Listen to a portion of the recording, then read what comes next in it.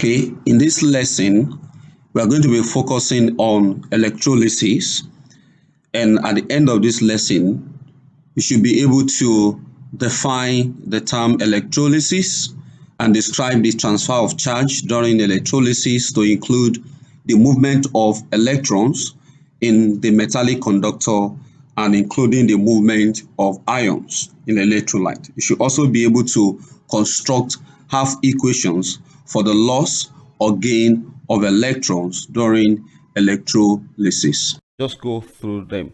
Now, for electrolysis, you need to remember the properties of ionic compounds. Ionic compounds consist of positive ions and negative ions. For example, sodium chloride. In sodium chloride, you have both the positive ions and the negative ion. Your sodium ion is the positive ions, while the chloride ions will be the negative ions. Okay, electrolysis as a process, it's simply the breaking down of compounds by the passage of electricity. So if you look at the term itself, you can divide it into two: electro from the word electrons and lysis from the word splitting. Okay, to lyse means to split or to break up or to break apart.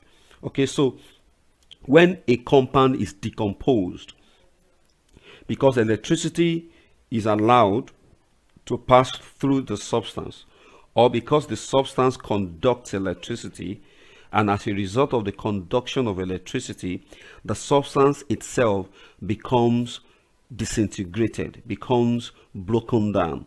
So that process is called electrolysis. Electron passage causing the splitting of a compound. So the substance that is broken down itself is called an electrolyte. So the connection between this and an ionic compound is very simple. Ionic compound consists of two ends, positive end and negative end. And so by the passage of electricity, because electricity itself, we have the positive terminal and the negative terminal. So basically we are using the positive terminal of electricity to attract the negative ions that is part of an electrolyte. So we also use the negative terminal of an electricity to attract the positive part of an ionic compound, that is the positive ions of an ionic compound. So when we look at the setup of an electrolytic setup, you would understand what we mean by the positive terminal and the negative terminal. So this is an example of an electrolytic setup. Okay, so we have the source of electricity somewhere. This is the source of electricity. So if this substance allows the passage of electricity, then if electricity flows, can move through this wire to this substance and move the other way round. So it means that the circuit is not broken in any way. So the bulb is expected to come on. Okay, so the positive ion in an electrolyte is called a cation, while the negative ion is called an anion. Okay, so it's pretty simple, because the negative electrode, this is called an electrode. An electrode is simply a rod or a plate that acts as a conductor in an electrolytic setup. Okay, so we have the positive terminal of our electricity source and the negative terminal, and the positive terminal of our electricity source here, and the negative terminal of the electricity source here. Okay, so basically the positive terminal is called anode, while the negative terminal is called a cathode. So if you look at this, we have the rule that says unlike charges attract. Unlike charges attract. So if unlike charges attract, you would expect that the positive ion of the electrolyte will migrate to the negative electrode, okay, while the negative ions of the electrolyte will migrate or will be attracted to the what? To the positive electrode. We said the positive electrode is the anode. So the ion that belongs to the anode is called anode ion. Ions, okay, belonging or that migrate belonging to anode is called anode ion. So you have an ion, and the same thing goes for the cation. Cation is the ion that migrates to the cathode ion, the cation. Okay, that's pretty much a simple introduction. Now let's look at this. Ionic compounds. Can an ionic compound conduct electricity in molten form? And if yes, why will it be able to conduct electricity in molten form? If you cast your mind back to properties of solid, liquid, and gases, we said that solid substance are close together, they are compact, and the particles are fixed in position. The only motion that occurs is just vibrational motion about a mean position. So if a compound is an ionic compound, even though it has charges, it has ions. For example, this is lead bromide. Lead bromide in solid form, you can see lead bromide in its solid form contains both the lead ion and the bromide ion, but unfortunately the ions are fixed together such that there is no freedom of movement. They cannot move about, and since they cannot move about, the ions cannot lead to the conduction of what? Of electricity. The charges are fixed, the charges are static. Okay, so ionic compounds in solid form do not conduct electricity because the ions are not what? Are not mobile. Okay, so if you look at this is an ionic compound, lead bromide, put in a bowl. So we want to test whether it's going to conduct electricity. And how do we test that? We want to see whether this light bulb will come on. So if light bulb does not come on when this switch is switched on, it means that this substance does not conduct what? Electricity. Okay, so now let's see for molten. If you decide to melt this lead bromide, putting it on a Bunsen burner, I would decide to apply heat energy so that it becomes molten. Now that it's in the molten form, it's in the liquid form.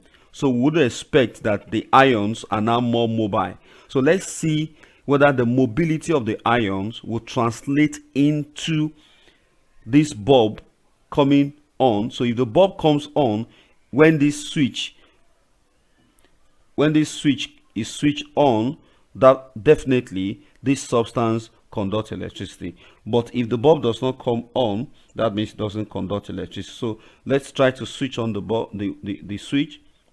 Wonderful. You can see the bulb, okay, shiny, the light coming on. It's an indication that this substance, lead bromide in its molten form, conducts electricity. And it's not just the fact that it conducts electricity. You can see chemical reaction taking place here. This is a gas being released. It's an indication that a chemical reaction is taking place. So because a gas being released here, it means this substance is being broken down into the various components. That breaking down is what we call the lysis, which is the lysis, which means that the substance splits by the passage of what? Of electricity. Okay, ionic compounds do not only conduct electricity when they are in molten form, also when they are dissolved, they conduct electricity. So if an ionic compound is dissolved in water, for example, dissolved in water, we want to see, using this same testing kit, the bulb coming on just as a test to see whether the substance conducts electricity. So if this switch is in the on position, we would expect the bulb to come on if this substance conducts what? Electricity. Okay, so let's switch on the switch. Wow, you can see the bulb came on when this substance was dissolved in water. So because it was in dissolving water in its aqueous form, in its solution form, it conducts what? It conducts electricity. But when it was in a solid form, you can see it didn't conduct electricity because the bulb didn't come on. So basically we can say, to put everything together, ionic compounds conduct electricity only when they are in molten or in solution form, because in these two forms ionic compounds contain mobile electrons. Okay, so you may want to use cause and effect thinking to explain why molten and dissolved ionic compounds conduct electricity. Okay, you may also want to group these substances into conductors and non-conductors of electricity. So quickly, we need to also review the concept of oxidation and reduction so that we can link it to electrolysis. Okay, say that ionic compounds conduct electricity in molten or in solution form, and that substance is called an electrolyte. Okay, we also talk about anode and anode and cathode. The positive electrode is the anode, while the negative electrode is is the cathode. Okay, so at these two electrodes, different things happened. Okay, so I talked about like charges attracting and unlike charges are repelling. Okay, so negative ions usually will migrate to the positive electrode, while the positive ions will migrate to the negative electrode. But the question is, when they get there, what happens when they get there? So when the negative ions get to the anode, okay, it goes there to to lose electron. And of course, you know that oxidation is a loss of electron. When the positive ions get to the cathode, it goes there to gain electron. And of course, the gaining of electron is reduction.